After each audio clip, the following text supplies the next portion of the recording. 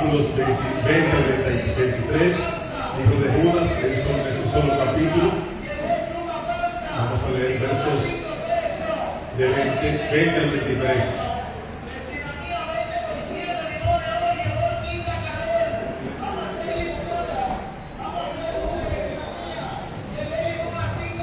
Judas capítulo 1, versículos del 20 al 23, cuando lo tengan en sus manos, cuando tengan su Biblia abierta en este texto, por favor me hacen una señal para que podamos compartirlo juntos.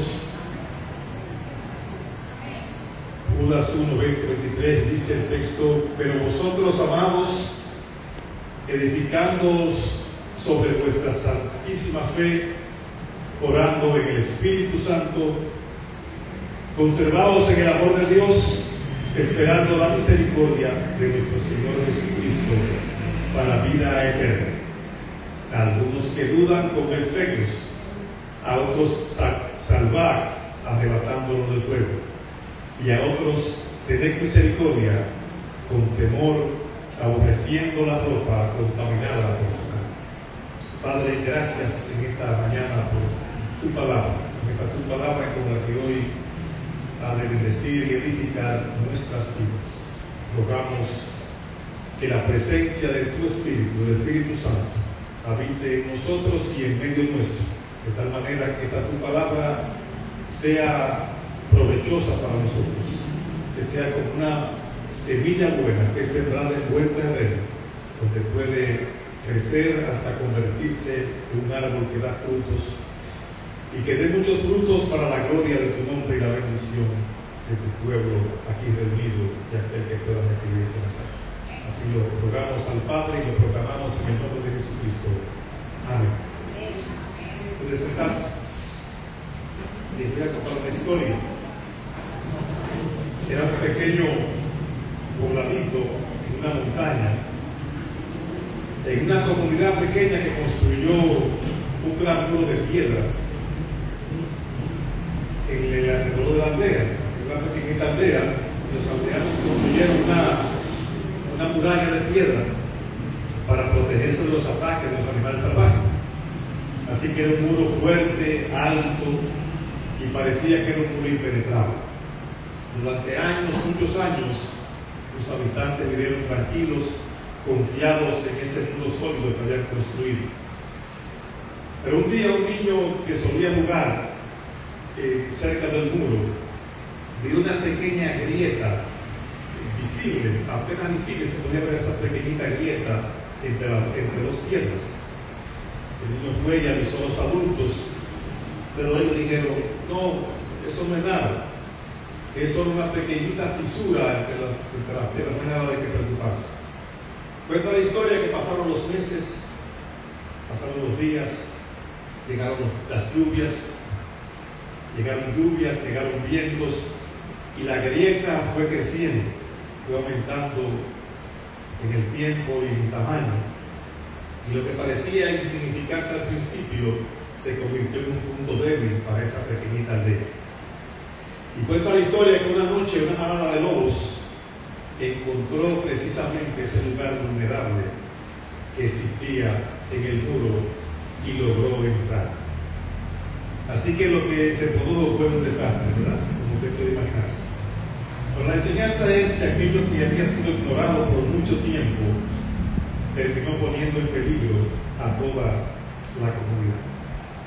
Y Judas, el libro de Judas por completo, y específicamente el verso 23, en la parte final, es una historia, una epístola muy pequeña, pero muy intensa, de la carta del Nuevo Testamento, porque advierte precisamente esas pequeñas grietas que aparecen en los muros de la iglesia de Cristo de este tiempo y de aquel tiempo específicamente, porque el tiempo ha cambiado, pero las circunstancias que rodean la iglesia aparentemente son las que se repiten y son reiterativas, o aparecen de tiempo en tiempo, pero están presentes y vigentes.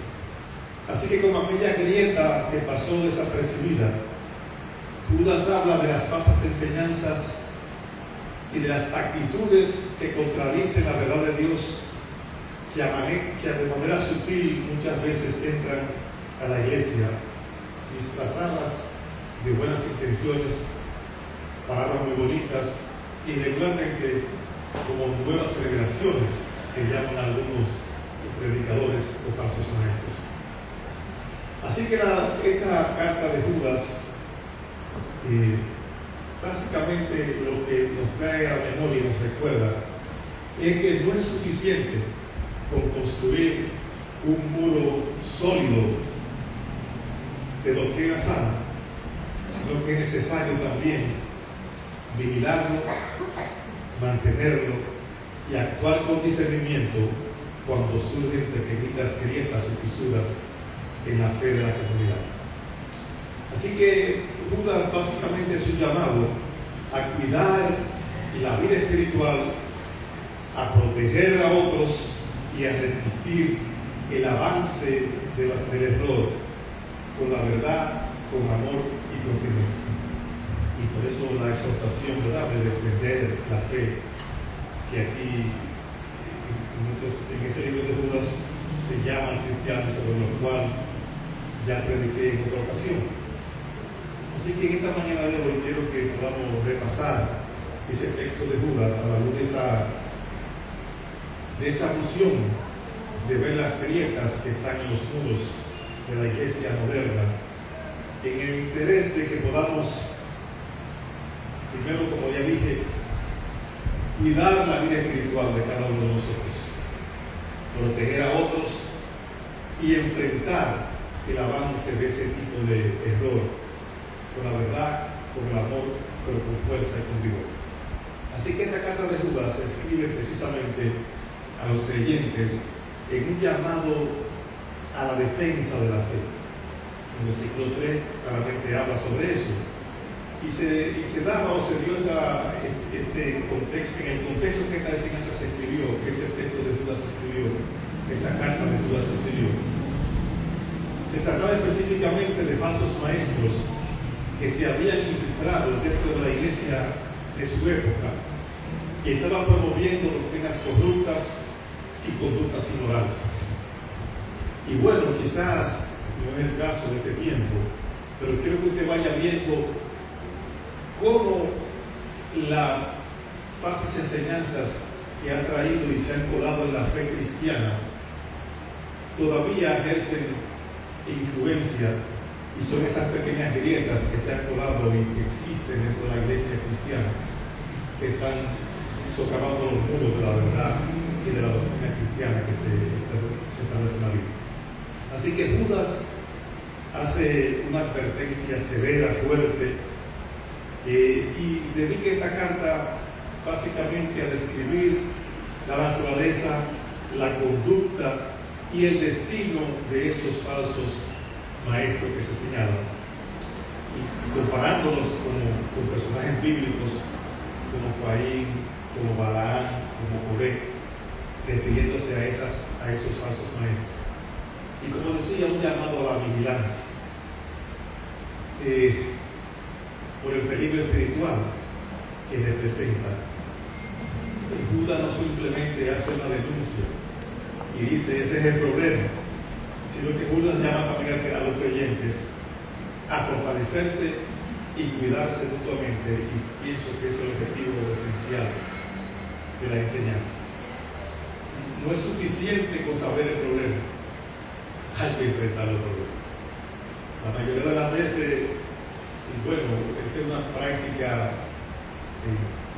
muy común en nuestros medios. En nuestro medio, vamos, de la República Dominicana. La mayoría de la gente es un gran experto opinando de todo. Usted prende la radio, la televisión, desde las 5 de la mañana, y hay alguien que quiere dirigir el país, que quiere dirigir el presidente, quiere dirigir el síndico, quiere dirigir el Senado, quiere dirigir los ministros, y se cree que sabe, y habla, y dice, y sigue, y eso se pasa el día entero. Y si va a la radio, entonces ahí sigue eso, ¿verdad? Porque se para como a las 9, a las 8, 9 de la mañana en la televisión, y ahí comienza la radio. Y ahí hay cuantos programas, bueno, lo que se dice es que el gobierno gasta 2 o 3 mil millones mensuales pagando a periodistas para que digan cosas. Así que debe ser mucho, ¿verdad? Porque eso es mucho dinero. De tal manera que hay una tendencia de que los dominicanos, creyentes y no creyentes, opinan de todo, saben de todo, quieren dirigirlo todo. Y en ese sentido es que estoy diciendo la defensa de la fe.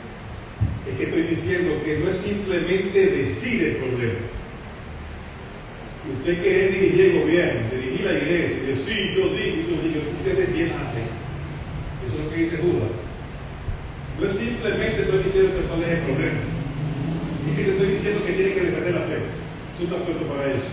Tiene que defenderla, no es simplemente denunciarla. Y esta enseñanza, o este texto de Judas, es un llamado a eso, ¿verdad? Al creyente a que conozca el problema, a fortalecerse, o sea, a conocer para poder defender. Usted no puede sacar a defender si no está fortalecido. No puede hablar de lo que no conoce. No puede presentar defensa de un Dios que usted no conoce. No puede presentar defensa si no es guiado por el Espíritu Santo. ¿Y qué vamos a decir, Señor? No se preocupe lo que va a decir. El Espíritu te pondrá lo que tiene que decir en ese momento. Eso es lo que dice aquí. Es un asunto de tu conocer, lleno del Espíritu Santo, y en el momento que necesite presentar defensa de la fe, entonces podrá el Espíritu decirte lo que tú vas a decir conforme a lo que tú sabes, a lo que tú has aprendido, a lo que tú te has fortalecido en la fe.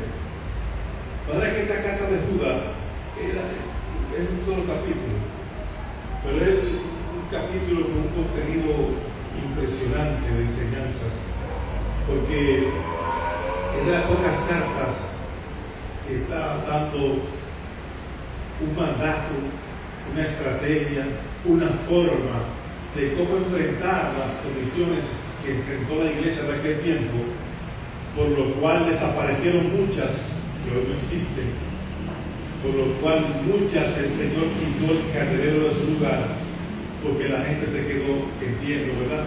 Y pienso en nuestro país, diciendo muchas cosas, pero sin hacer nada.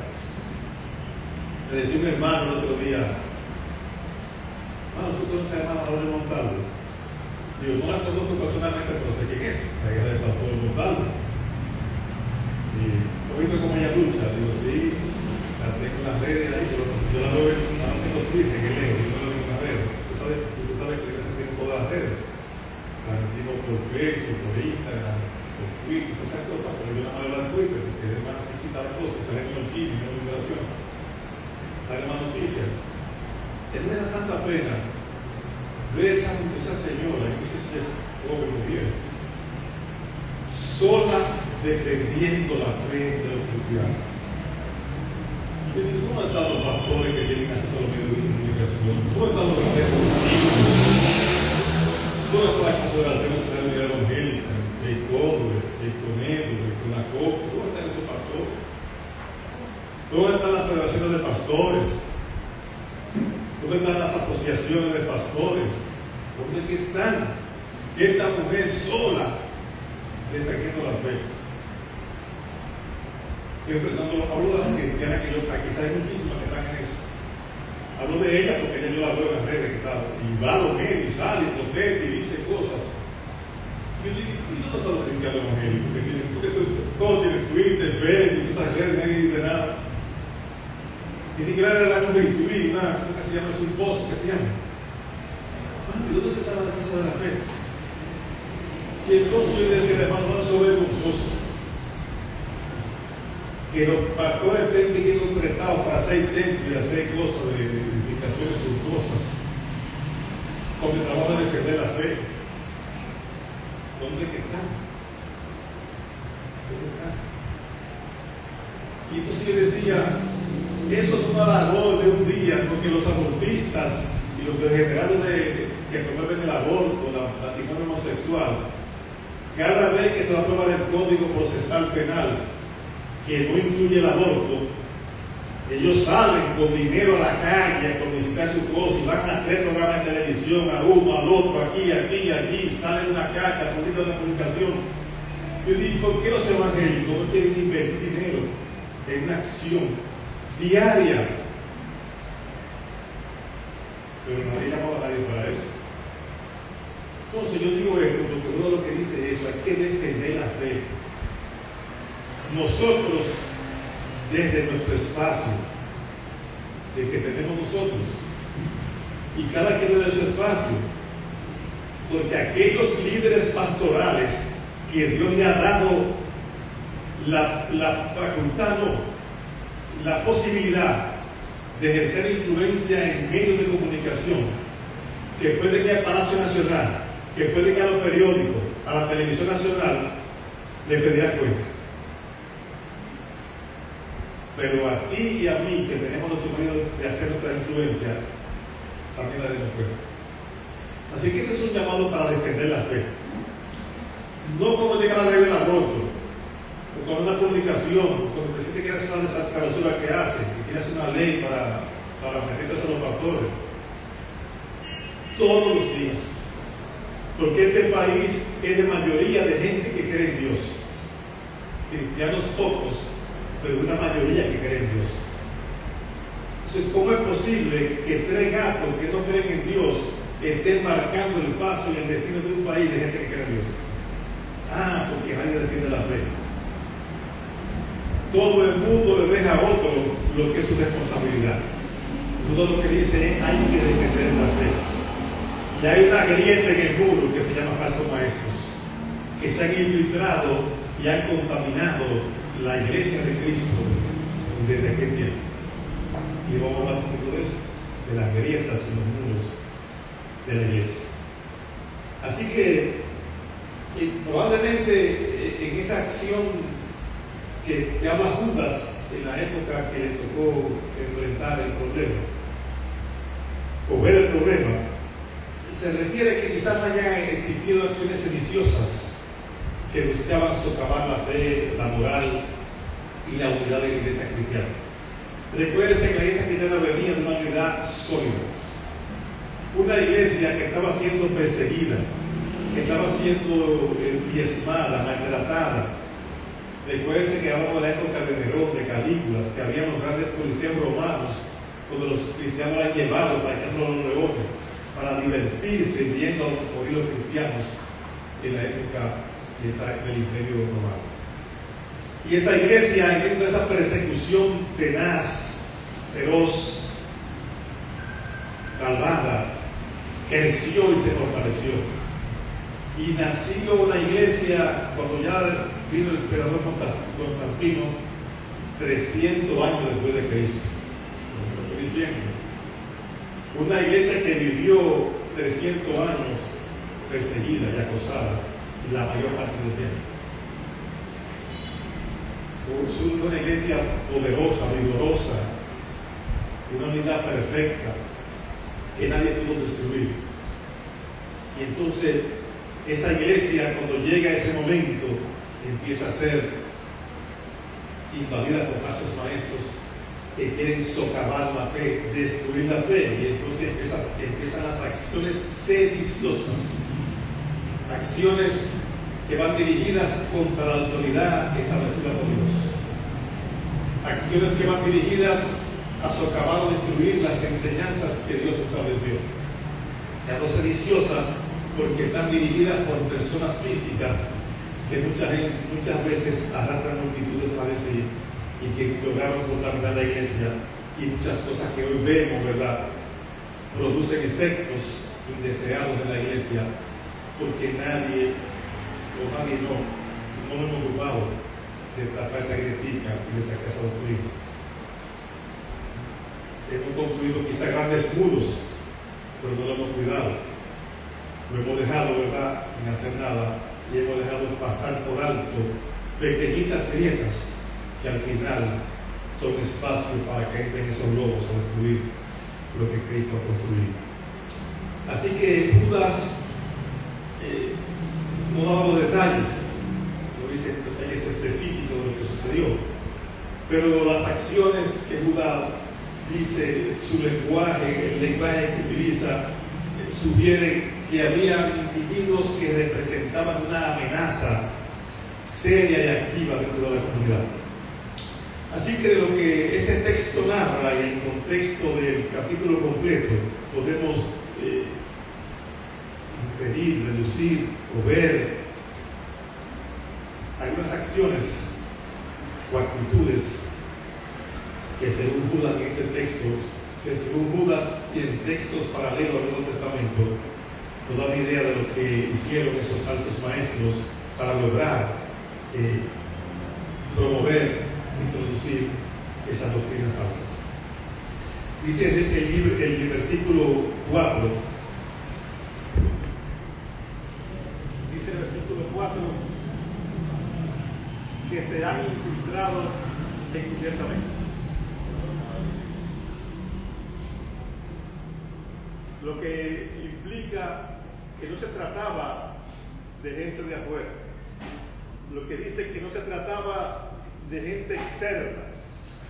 Habla de gente que estaba internamente, que se hacían pasar por miembros fieles, posiblemente por el contexto que habla Judas, como líderes cristianos en esa época. Así que habla de gente que usaba un disfraz religioso y que había logrado introducir herejías y reinterpretaciones bíblicas o reinterpretaciones corrompidas del Evangelio, como por ejemplo negar la autoridad de Cristo o usar la gracia como una licencia para pecar. Y fíjense que esos fueron los tiempos de Judas, pero los tiempos modernos no distan mucho de lo que estamos viviendo en estos tiempos. Y luego el tema, ¿verdad? Pequeñitas grietas. Y vemos que hay gente que trae y comenta cosas y trae actitudes que niegan la divinidad de Cristo.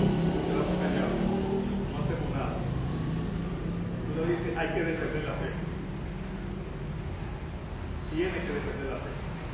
Y habla sobre eso. Pero quiero que en este contexto podamos ver primeramente cómo era que se producía, cómo fue que se logró hacer eso, cómo fue que pudieron construir pequeñitas grietas en el Evangelio, en una iglesia que estaba como fortalecida, llena del Espíritu, que había logrado sobrevivir a 300 años de persecución y tenía un código sólido, alto, impenetrable, que nadie nunca pudo destruir y contaminar en ese momento. Pero andando el tiempo, lograron introducir herejías y prácticas que debilitaron esa fe.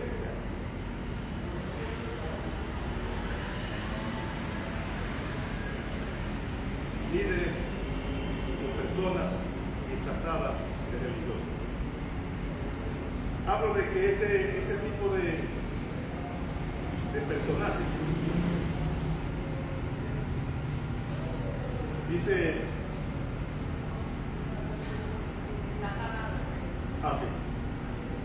dice Judas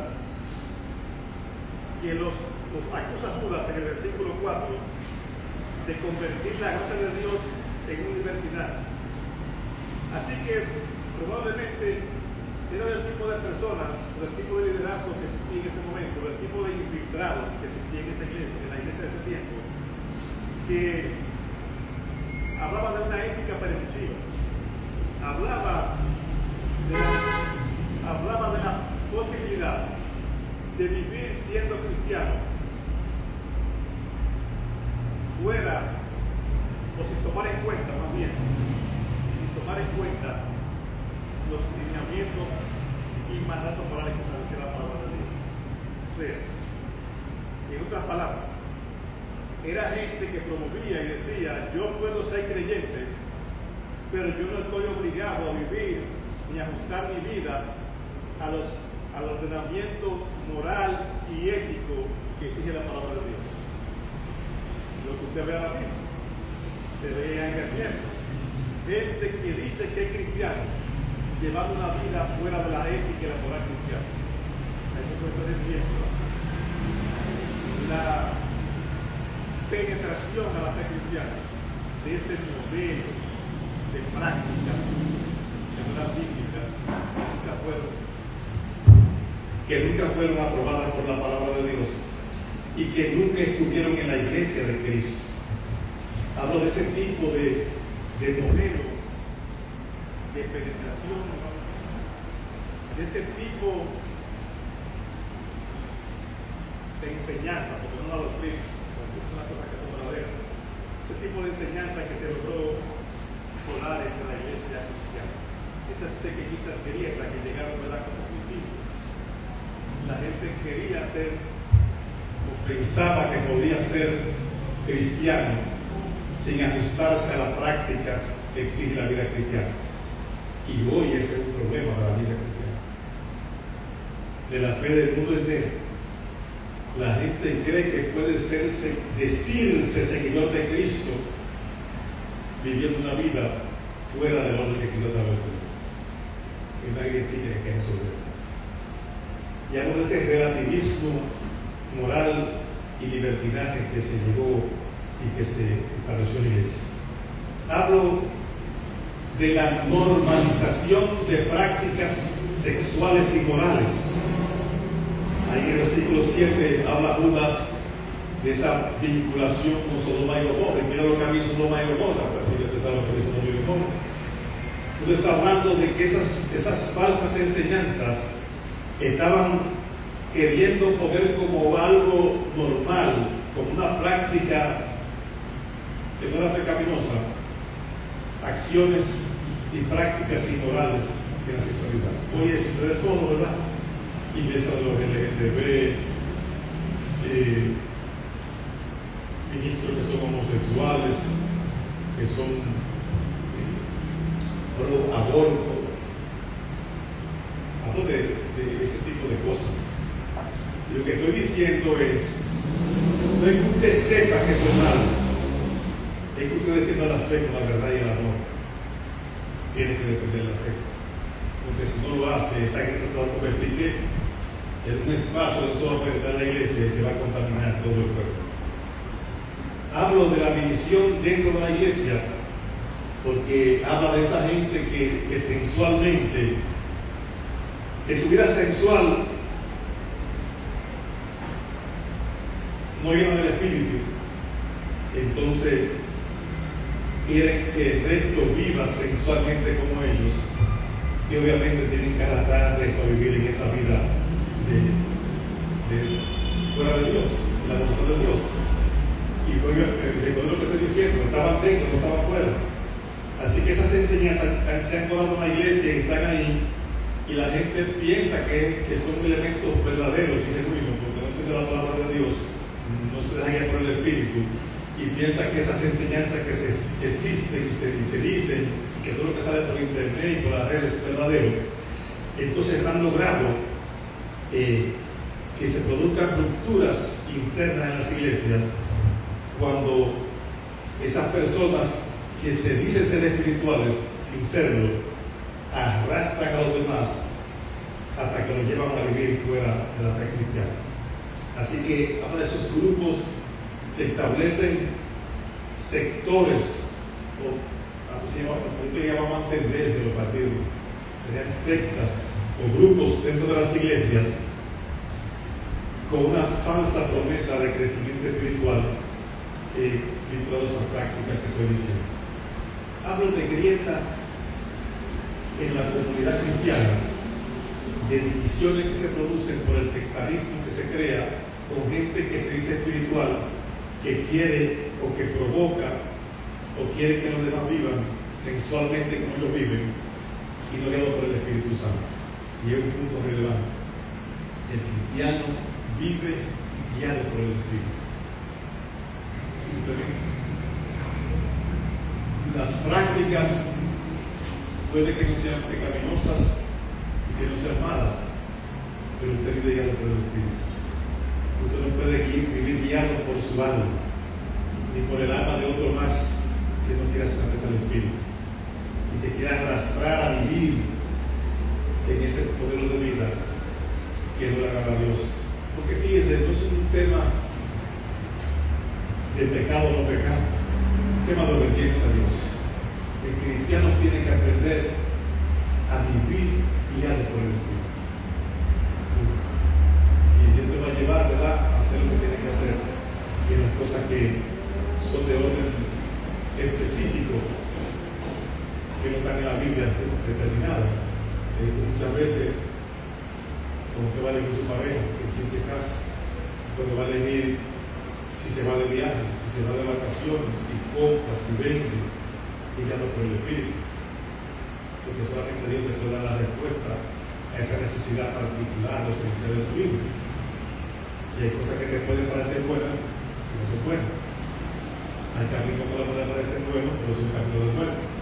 Por eso necesitamos la guía del Espíritu Santo. Entonces en la iglesia llegan ese tipo de personas que parecen espirituales, que te dicen, no, que eso no es así. Tú no te pegas todo lo que el pastor dice, estás poniendo loco, el pastor ya tiene su vida hecha, ya el pastor está viejo, tú tienes que educar tu juventud y aportar tu vida. Pero es verdad, el pastor está viejo. Pero es verdad, el pastor tiene una vida hecha. Y fíjate, pregúntale para que tú veas, si cuando eres más joven, no pasó por ahí. Pero es verdad, cuando fue joven alguna vez. Entonces te vienen con argumentos de la sensualidad y te eliminan esa dependencia del Espíritu Santo para que tú te empieces a guiar por tu alma con razonamientos lógicos y expresiones que parecen sanas, que son buenas, pero llevan al camino de muerte. A eso se refiere Judas cuando dice de gente que vive sensualmente, que lleva a la destrucción de la iglesia cristiana. Habla Judas de ese tipo de personas que en el versículo 8 las describe y dice: desprecian la autoridad y blasfeman de las potestades superiores. Entonces se refiere a una actitud rebelde al liderazgo eclesiástico de la iglesia, pero más bien contra la autoridad divina. Porque cuando alguien se revela contra el liderazgo cristiano, es contra Dios, no es contra los líderes cristianos, porque definitivamente la iglesia es de Cristo. Y aquí simplemente estamos cumpliendo una labor y una función ministerial. Así que habla Judas sobre ese tipo de influencia que enseña a rechazar la autoridad. Siempre lo comento, hay una persona que se tuvo un tiempo aquí en la iglesia. De hecho, era tanta su simulación que ya ve su crecimiento, ¿verdad?, o su participación y su fidelidad en la actividad de la iglesia, le permitimos que soltara 10 niños frente. Y oh sorpresa, esa persona acudía y venía después, el lunes siguiente, martes siguiente, aquí a Centro de Desarrollo. Estaba Carmen de nosotros como directora, a decirle que el pastor estaba loco, que su colega que iba a enfrentar. Ya ha soltado 2 niños aquí, 10 niños frente, muy bien hecho, ¿verdad? Los textos muy correctos, la motivación, pero venía aquí a la directora del centro, le decía que eso no era bíblico, para que enfrentar. Pero Carmen era, bueno, es, que está viva todavía. Pastor, venga acá que tenemos una situación. Aquí tuvo el hermano fulano. Digo, ¿cómo pasé que te digo eso? Y entonces logramos, ¿verdad?, enfrentar esa situación y resolverla, como se hace las cosas, llamarlo y enfrentar a él. No con todos ustedes, no fue la Biblia, me he enseñado sobre ese tema. Pero bueno, hablo de ese tipo de personas que se reúnen después que salen de culto a contradecir lo que se predicó en el culto. Eso es sedición. He dicho, el día que usted tenga una duda, usted le pregunta que habló sobre ese tema, no al hermano que está al lado. Yo siempre lo distingo. ¿Cuántas Santa María? está en la Escuela Dominical. María, cualquier cosa que tenga duda, ahora que está hablando conmigo, me dice, pastor, mire que usted dijo tal cosa, explíqueme eso más detalladamente, que yo no estoy claro en eso. Yo tengo una pregunta, que yo leí tal cosa aquí, ¿qué es esto? Me va a preguntar, ¿verdad? Cuando tiene una duda, igualmente Santo va a preguntar, pastor, yo no lo entendí, otra cosa, mira aquí. Ellos tienen esa actitud cristiana, ¿verdad? De ir a lo que está enseñando. Entonces, hablo sobre esto porque cuando alguien te dice lo contrario, es una pequeñita grieta, es una cosita que no se ve en casa, no es una grieta que hay. Porque te está diciendo la autoridad espiritual que está puesta en la iglesia, no la respeto. Yo no tenía que preguntar que yo soy ese. Entonces, necesitamos cuidar a los detalles, ¿verdad? Esos detalles. No quiere decir que no para con hermano, lo que usted quiera. Usted pase mi pregunta. Pero cuando se refiera a algo que alguien dijo, vaya donde que dijo. Si después de que no habla con más gente sobre eso, no lo hace. Pero no puede, ¿verdad?, despreciar la autoridad que Dios puso en el lugar que se le puso. Y hablo no solamente por la congregación y la actividad de los cultos, hablo de una célula de estudio bíblico, hablo de un grupo de enseñanza, hablo con cualquiera que se reúna. Si hay un líder, hable con su líder, pregúntele a él. Y si no pueden responder, entonces usted viene donde tiene que ir, donde el pastor de la iglesia. Me parece que está como pastor. No puedo buscar por internet, ni a buscar en otra iglesia, en otro ministerio.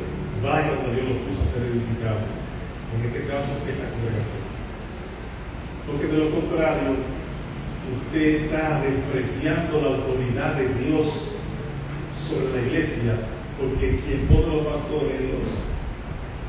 Le he dicho muchas veces, ustedes a veces no sé si lo entienden con claridad, pero eso lo se explica con claridad. No hay mayor distinción en la tierra que ser pastor de la iglesia. No porque usted gane dinero y sea famoso, sino que una jerarquía que Dios te puso. El presidente lo pusieron con voto popular, y lo va a quitar en 4 años, o se va en 4 años. Pero el pastor lo puso Dios. Y a unos estableció Dios, apóstoles, profetas, evangelistas, pastores y maestros. Son rangos, son niveles distinguidos que Dios da, no porque lo merezcamos, porque seamos mejores que ustedes, que seamos inteligentes, nada que ver, porque Dios lo decidió su pura voluntad. Cuando tú o alguien te incita y te dice, no, el pastor es muy complicado, pero no sé lo que le tocó, vaya a ser complicado. Te está diciendo que reniega la autoridad que Dios puso donde está.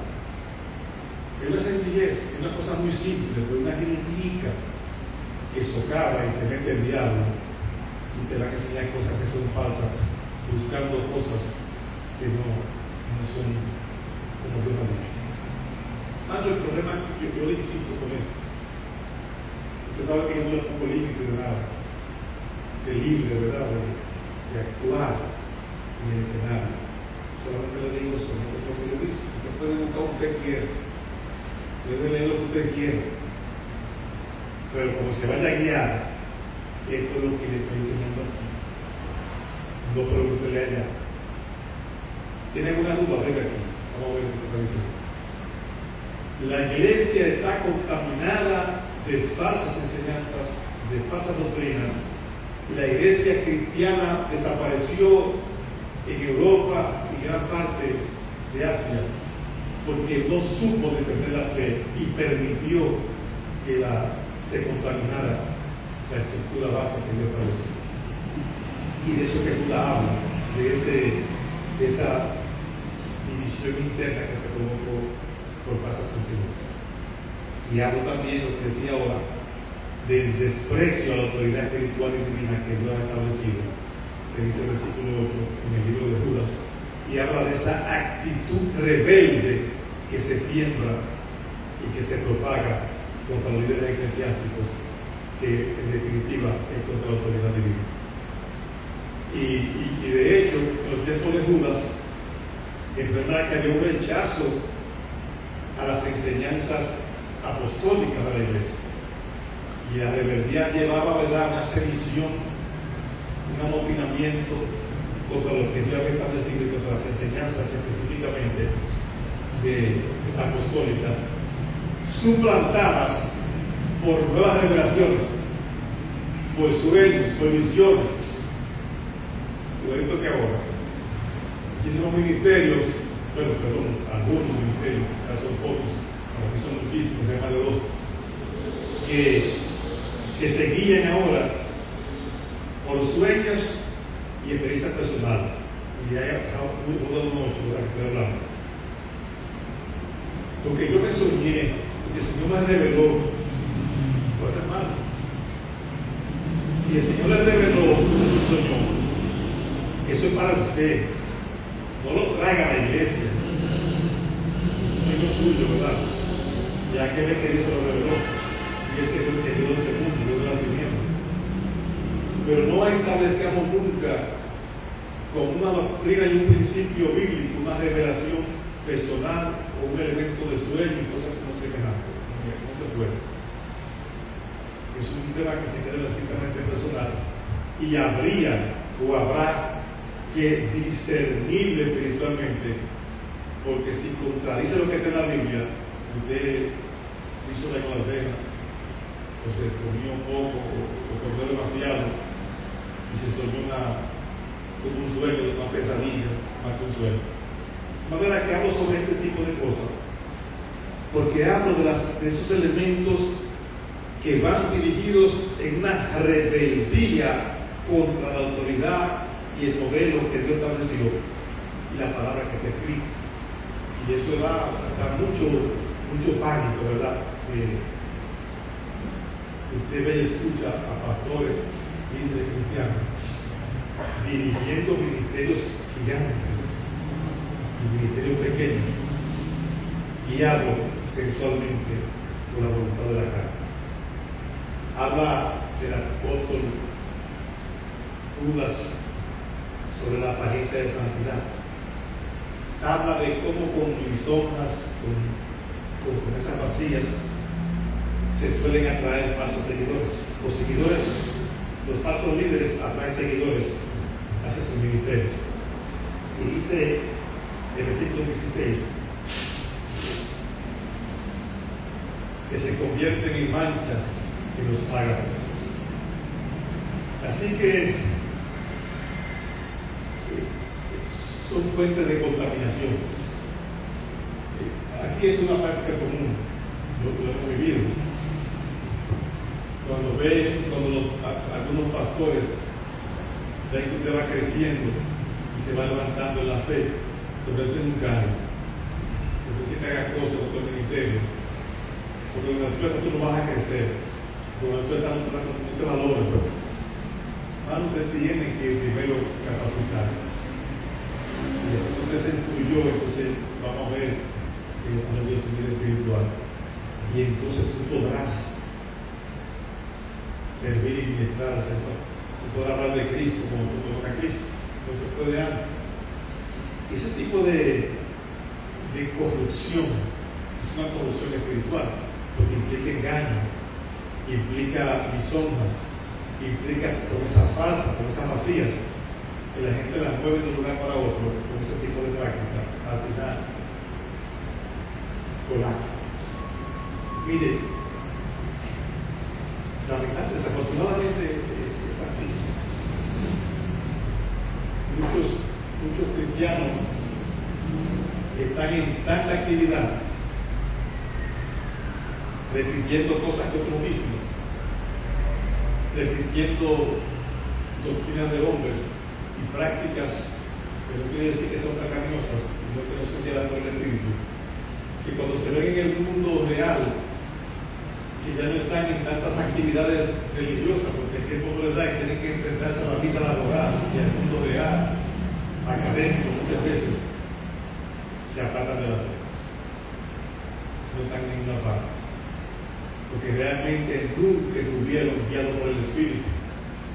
Estuvieron guiados por la enseñanza sensual de líderes cristianos que lo ponían a hacer muchas cosas que no eran malas ni pecaminosas, pero no eran guiadas por el Espíritu. Y yo vuelvo a repetir lo siguiente: usted tiene que moverse y hacer las cosas guiado por el Espíritu. A usted no hay que llevar nada. Crear un espacio. Por ejemplo, yo digo lo siguiente, como un ejemplo. Hay que haber un ministerio de niños de la escuela bíblica, que tengan niños pequeños. Hay un ministerio de grupo de damas que trabaja, hay un grupo de jóvenes que se reúnen. Hay centros de estudio bíblico que se reúnen también. Yo me pregunto, si usted no va a ninguna célula de estudio bíblico, es porque usted no quiere. Pero tiene el papel que coger para usted y ya buscarlo a su casa, sacarlo obligado y pasó un listado para que usted vaya. Si usted no quiere ir, no tiene que resolver. Porque si tú no vas, es porque tú no has escuchado la voz del Espíritu. Entonces tú quieres ir con la voz de un hombre, que es un pastor, que te mueve y te lleva a su sitio. No puede ser. Por eso la iglesia debe ir de ellos. Porque la mayoría de las iglesias, los pastores son las que mueven las ovejas obligados, con látigos. Y son ovejas que tienen que ser movidas por la voz del Espíritu Santo. Aquí no tenemos ahorita de tiempo en ofrenda, ¿sabes por qué? Porque tú puedes saber lo que te trae. Eso no es mi problema. Es un problema suyo, si usted trae o no trae. Porque si usted no trae, usted no quiere. Y si no quiere, pues Dios no le ha hablado. Y si no le ha hablado, usted no lo ha escuchado. Entonces, todos los domingos, Dios envía una palabra de motivación para traer el tiempo en ofrenda. Entonces, yo lo puedo obligar, manipularlo y decirle que yo te voy a multiplicar 100 por 1 y que te va a bendecir, te va a prosperar y que siempre una semilla de bendición. Usted va a ir movido por la voz del pastor. Yo creo que usted traiga su tiempo y su ofrenda movido por la voz del Espíritu, porque esa es la que va a traer bendición a su vida. Esa es la que va a producir fruto, no lo que yo le digo, no le dejo de decir. Entonces la iglesia tiene que aprender que tenemos que ser guiados por el Espíritu. Todo lo que vamos a hacer. Así que olvídese de que usted tiene que tener pastor fundante en su casa, que fue a visitarlo, y que fue a ver lo que estaba haciendo, que comió, que se puso, que estaba con minifalda, con falda larga, se compró un pique. El pastor lo va a visitar como todos lo llaman. Y un día que pase por ahí, decide entrar. Pero yo no estoy hablando de usted, yo no soy el Espíritu Santo. El Espíritu Santo es el que da convencimiento de pecado, de justicia, de juicio, es el que redarguye. Y si el Espíritu no te da de algo y ni te habla, ni te habló, ni te dijo nada, ¿quién soy yo para querer el perdón de Dios? Y la iglesia tiene que aprender a vivir en ese modelo. Porque cuando no vive en ese modelo, se crean grietas. Y empieza a seguir personas, a seguir otras personas, a moverse sensualmente por lo que otro dice, por lo que otro habla, por lo que sale en internet, por lo que sale en la revista, por lo que la gente se queja, no se queja. Así que Judas está hablando a la iglesia en una carta de corta extensión de textos, pero de una profundidad extraordinaria. Y habla de esas acciones sediciosas que no solamente eran ideológicas, sino también eran sociales y morales. Así que no simplemente era una acción religiosa, sino una acción religiosa que tiene un impacto en lo social y lo moral. Y entonces Judas dice, son infiltrados peligrosos. Y fíjense que yo no estoy hablando de personas físicas en este momento. Estoy hablando de doctrinas, enseñanzas que han llegado a la iglesia, que están en la iglesia, permanecen en las iglesias, en el mundo cristiano, que son infiltrados peligrosos, que no se refiere a una persona física como tal, porque ya eso sucedió, alguien lo hizo, y ya no está físicamente, pero la enseñanza peligrosa, ese infiltrado peligroso que está vigente y está destruyendo la fe, o está socavando la fe, está promoviendo error doctrinal, está promoviendo libertinaje, está promoviendo una división, mientras que se finge ser parte legítima del pueblo de Dios. Así que está hablando de esa situación que está socavando, está destruyendo, está carcomiendo la identidad, la unidad y la santidad de la iglesia. Bueno, de la comunidad cristiana, como le llamamos iglesia, ¿verdad? Así que Judas, como decía, responde con una advertencia y un llamado urgente a la resistencia espiritual, al discernimiento y a una compasión cautelosa. Porque dice, ten misericordia, pero cuídate de ni siquiera ponerte la ropa que no se pone, para que no te contamine. A tal punto, ¿verdad?, de que hay que tener cuidado extremo de lo que Dios está diciendo en esa enseñanza. Y como decía, que se repiten con nuevas formas. Y se puede hacer una lista. Voy a tocar algunos temas que ya he tocado otras veces. Y empiezo con la distorsión de las prédicas de la prosperidad que le garantizan al creyente, bueno, que le dicen al creyente que le está garantizando riqueza, salud y éxito a cambio de la fe o a cambio de cerrar semillas económicas. Y bueno, pastor, ¿cuál es el problema con eso? Porque dice que lo va a bendecir, dice que lo va a prosperar, que lo va a cuidar, que lo va a proteger. Sí, es cierto. Pero lo que este tipo de enseñanza está diciendo es que ya el Evangelio no está centrado en Cristo, está centrado en lo que tú traes, lo que tú ves, en el materialismo, en lo material. Una cosa es que Cristo dé y otra cosa es que mi fe esté basada en lo que yo doy. Son cosas diferentes, ¿verdad? Está cerquita, ¿verdad? Porque tú tienes que dar y te pide todo, riqueza, poder, plata, todas las cosas, y sigue siendo así. Pero lo que se está enseñando es otra cosa. Se está centralizando el Evangelio, no en Cristo. Y el centro del Evangelio es Cristo. Cristo, cabeza de la iglesia, Cristo el que murió, el que nos da la posibilidad de llegar al Padre por el Espíritu Santo, al que le pedimos al Padre en el nombre de Cristo y entonces recibimos. Cuando estamos más de acuerdo en el nombre de Cristo, pedimos al Padre y el Padre escucha. No es lo mismo que yo esté dando porque me van a dar para atrás. No es eso. Ahí hay un problema, ¿verdad?, doctrinal fundamental.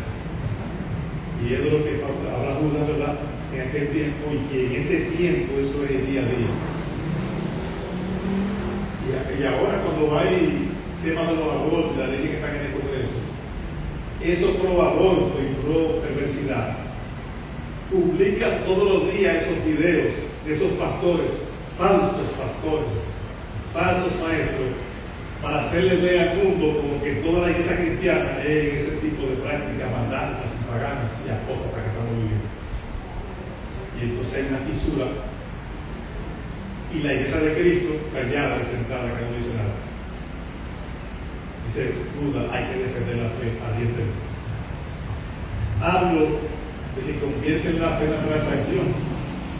Tú me das y yo te doy, o tú me das y tú recibes de parte mía. Así que desvía la vida cristiana o la fe cristiana del sufrimiento de Cristo, de la cruz de Cristo y de la santidad.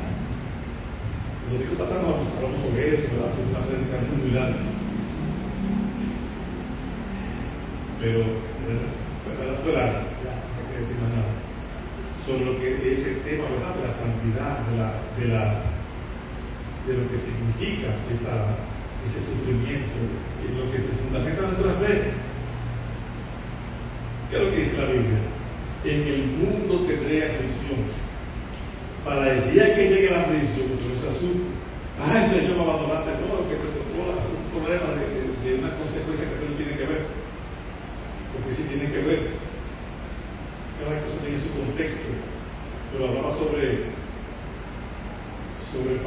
Haití, que tiene situaciones calamitosas, porque decidieron sus gobernantes entregarlo en las manos del diablo. Hablo de situaciones que vive en nuestro país. ¿Acaso un presidente entregado a la maldad? Un simulador, un mentiroso, que está de acuerdo con las prácticas paganas de aborto, matrimonio homosexual, lesbianismo, y a los evangélicos le dice que no está de acuerdo, pero manda la ley al Congreso para que la aprueben. Hablo de ese tipo de cosas, eso tiene consecuencias, porque los evangélicos cuando lo pusieron como presidente, aún sabiendo que era un mentiroso y un enemigo de la iglesia. Pastor, que usted es duro, no la persona está presidente, usted es el presidente de todo, pero es un enemigo de la iglesia, y eso no se lo puede quitar nadie, ¿verdad? Puede ser presidente, lo respetamos, lo damos su dignidad que se merece como presidente, pero no quita que sea enemigo de la iglesia, el que promueve esas cosas. Él es el presidente de la República, y él es el que tiene el mandato para ejercer las leyes, para hacer las leyes se cumplan. Hablo, y ahí en Judas, con relación a este tema, ese tipo de prácticas y enseñanzas, habla el versículo 11 sobre el libertinaje. Ahí aplica, ¿verdad?, ese libertinaje religioso que como bien enseña el materialismo en vez de una existencia. Habla igualmente de ese relativismo moral y esa nueva revelación que ya comenté hace un momento, donde los líderes cristianos minimizan y reinterpretan la Biblia a conveniencia. Y bueno, pues de eso no hay que hablar mucho, ya ustedes conocen la gran confusión doctrinal que existe en este tiempo, porque se han introducido de manera disfrazada prácticas que no son bíblicas a la fe cristiana, prácticas disfrazadas de espiritualidad en la vida cristiana, y sobre todo donde se promueve y se fomenta la dependencia de líderes iluminados en vez de la dependencia en la palabra de Dios. Y ese es un tema, ¿verdad?, que ya ustedes hemos hablado otras veces. Y ahí en el versículo 8 habla sobre ese tipo de prácticas que se dio aquel tiempo, se da en aquel tiempo. Y quiero reiterar de nuevo lo que dije hace un tiempo, unos días atrás. Es la propia iglesia cristiana que con la influencia de esas falsas doctrinas, la que ha traído y la que ha construido un modelo de gobierno y liderazgo en la iglesia de esa forma. Y yo decía, en República Dominicana, sumado al modelo trujillista de gobierno, de dictatorial y mano de hierro, que se acostumbró a la generación, hay una generación que vivió en ese modelo de ejercicio, que le gustaba eso y le gusta, y todavía la gente dice, hace falta Trujillo. Y hay uno que en estos décadas compartido por ahí, está Rambo, que se llama Rambo, que se aprovecha de eso. Hay que ponerlo a ese muchacho, porque viene de eso, ¿verdad? Esa desconstrucción del modelo bíblico. Y a la iglesia le ha gustado esa cosa. Y lo han hecho, lo han infiltrado en el gobierno de la iglesia. Y la iglesia guiada por el Espíritu, no por líderes mesiánicos. Yo sé que a mucha gente no le gusta como yo cuento la iglesia, como esta iglesia se ha estructurado. Mano, estamos en el modelo que Dios estableció. Cualquier otro no es de Dios. No es cierto que la iglesia evangélica va a construir otro papado. Cuando la iglesia cristiana se separó de Roma, ese era el problema, que había un Dios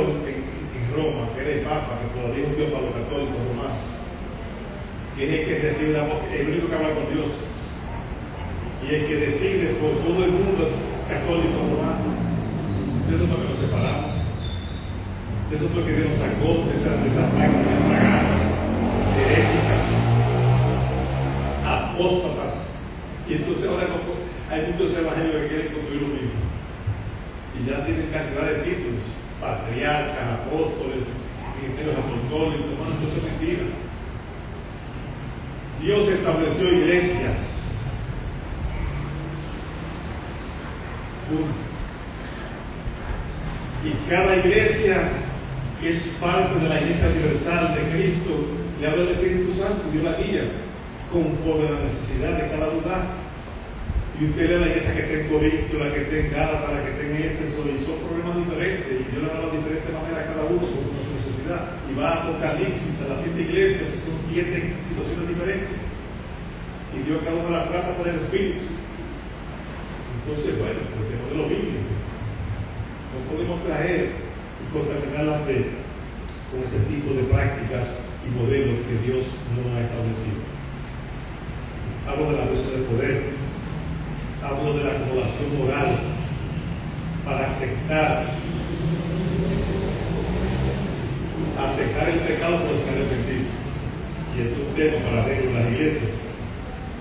La gente quiere suavizar o ignorar las enseñanzas bíblicas sobre el pecado, sobre todo cuando se trata de sexualidad, de matrimonio, de aborto, de cosas relevantes, ¿verdad? Y entonces ya los pastores se divorcian, tienen 3 o 4 mujeres, 3 o 4 matrimonios. Es un tema fuerte, ¿verdad? Yo no sé sobre eso, pero hablo sobre ese tipo de acomodación moral que son grietic en las iglesias. He dicho, por si acaso alguien lo cuenta por primera vez, si se quiere separar del marido o de la esposa, sepárese, pero quédese sin casar.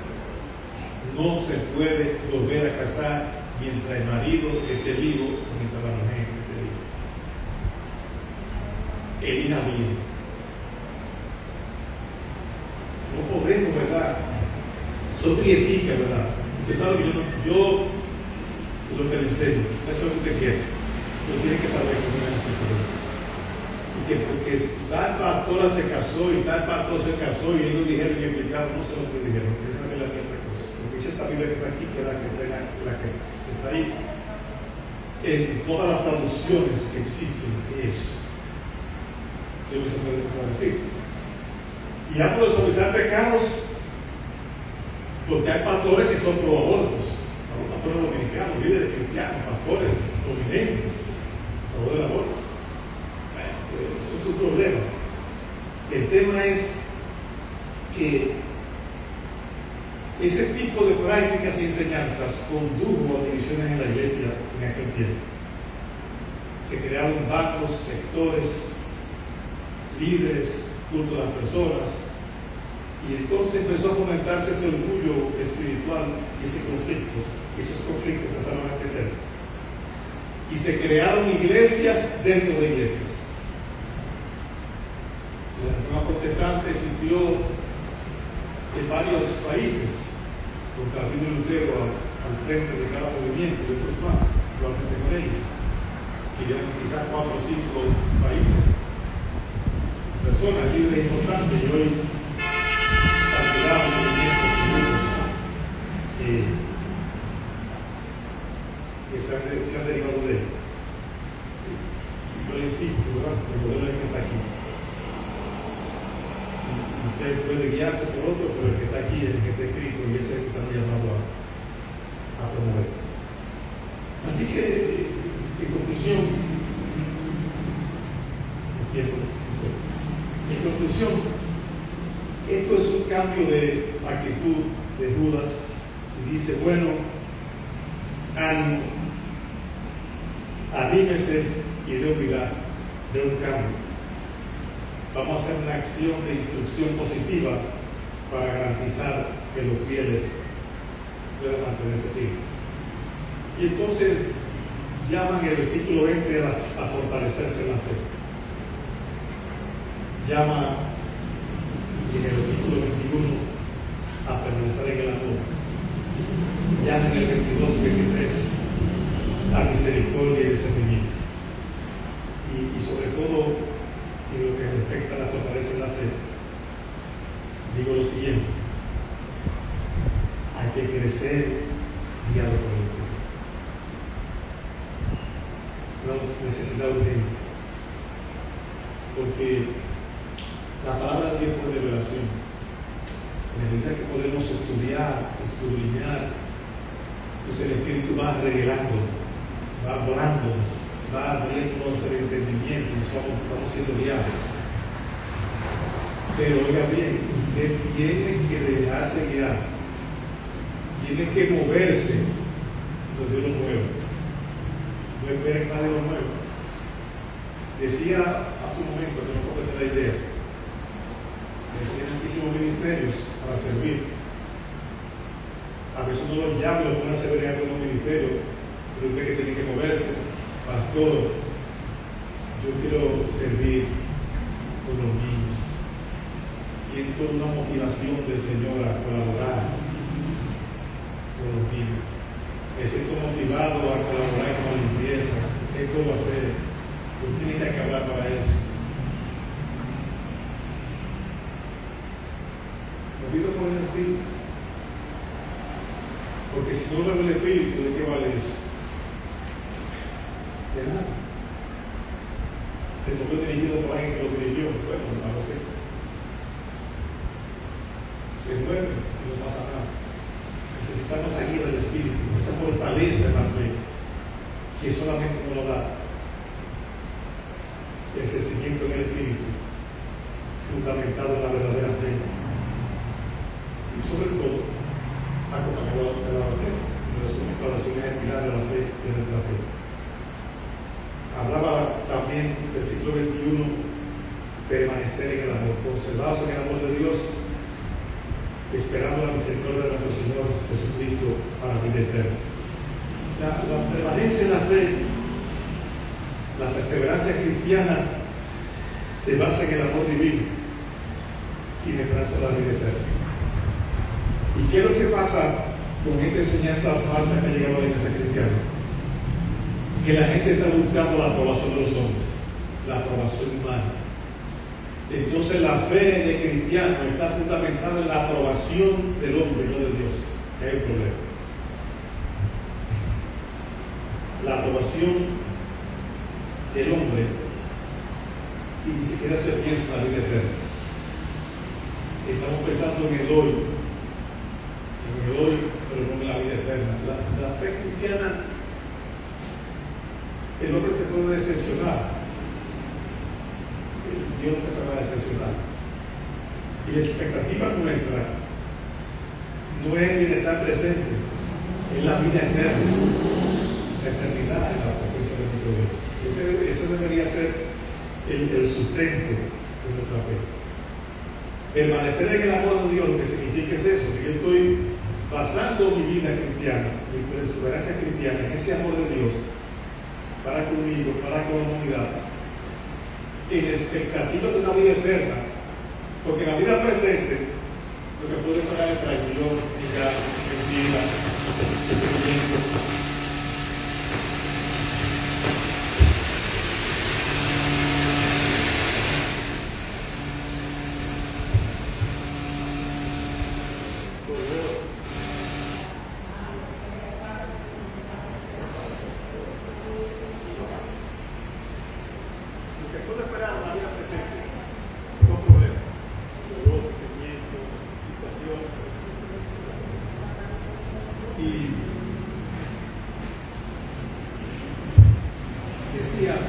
La perseverancia cristiana está fundamentada en ese amor de Dios.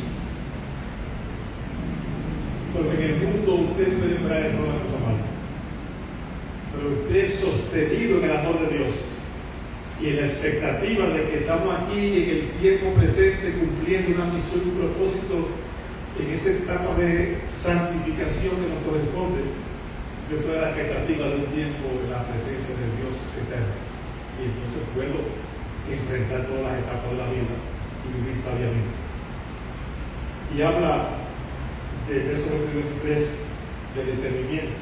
Dice: de los que dudan, convéncelos, y a los que están más comprometidos en el error, rescátalos. El tema es malado, ¿verdad? Yo le prometo terminarlo bien, para que me vean bien.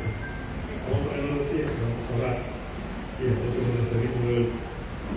Y el miércoles de prometo concluir la enseñanza. Padre, gracias te damos en esta tarde de hoy por el privilegio de contar con tu presencia en medio nuestro y en este lugar.